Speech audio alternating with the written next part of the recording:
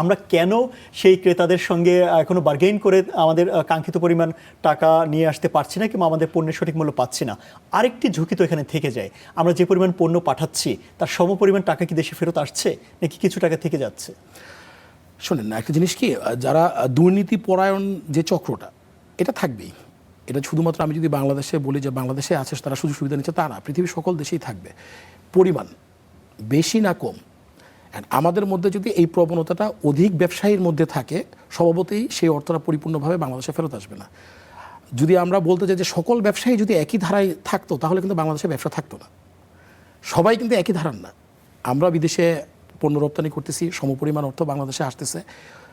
Under invoice করে কিছু মানুষ বিদেশে টাকা পাচার করতেছে, তাদের সন্তানদেরকে বাইরে এস্টাবলিশ করতেছে তা না, বাট সেই সংখ্যাটা কতটুকু, কারা করতেছে, সেটা কিন্তু ব্যাংক চাইলেই খুঁজে বের করতে পারে, সরকার চাইলেই খুঁজে বের করতে পারে।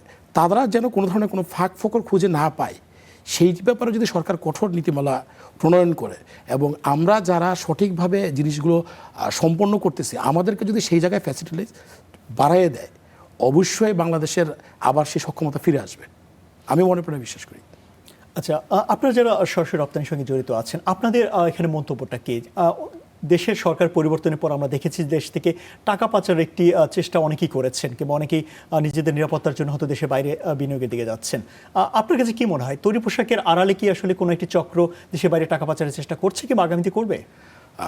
করছে বা করবে। ওই যে আমি আপনাকে একটি কথা বললাম যে আমরা কেউই তো আসলে এই জিনিসটা থেকে আপনি নিশ্চয়তা আপনি কখনো দিতে পারবেন না। এটা নিরূপণ করার দায়িত্ব বা এটা খুঁজে বের করার দায়িত্ব কিন্তু ওই যে আপনি প্রথমে আমাদের কথার মধ্যে চলে আসছিল যে আমাদের আয়কর বিভাগ বা আরও যারা আছে তাদের, যারা করতেছে তারা জানে, আপনি জানেন, আমি জানি, তারাই কিন্তু আবার ফ্যাসিলিটিসগুলো নিচ্ছে। তারা যেন সেই ফ্যাসিলিটিসগুলো নিতে না পারে, পাচারকৃত অর্থ কীভাবে দেশে ফেরত আনা যায়, সরকার যে চেষ্টা অব্যাহত রেখেছে, সরকারকে বরঞ্চ তথ্য দিয়ে সহযোগিতা করে আমরা যদি সেটি করতে পারি, বাংলাদেশ কিন্তু আস্তে আস্তে এই যে স্বনির্ভরতার দিকে এগিয়ে যাওয়াটা সেটি যাবে।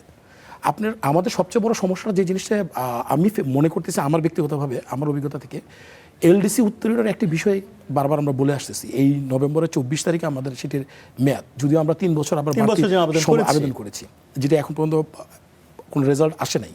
আশা করতেছি সেটা আমাদের অনুকূলে আসবে। আমরা এমন সময় এলডিসি উত্তোলনের কথা বলছি, আমরা কিন্তু এলডিসি উত্তোলনের জন্য প্রস্তুত না।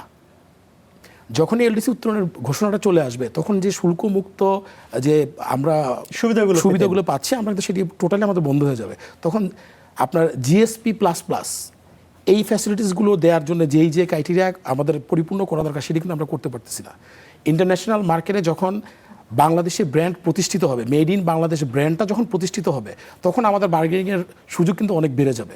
আমরা সেই সুযোগটা নিতে পারছি না, কারণ সরকারের নীতিগত সহায়তা ছিল না। এখন নীতিগত অনেক সহায়তা আসতেছে, এখন কতটুকু আমরা কাজে লাগাতে পারবো সেটি হচ্ছে সময়ের উপর ছেড়ে দিতে হবে।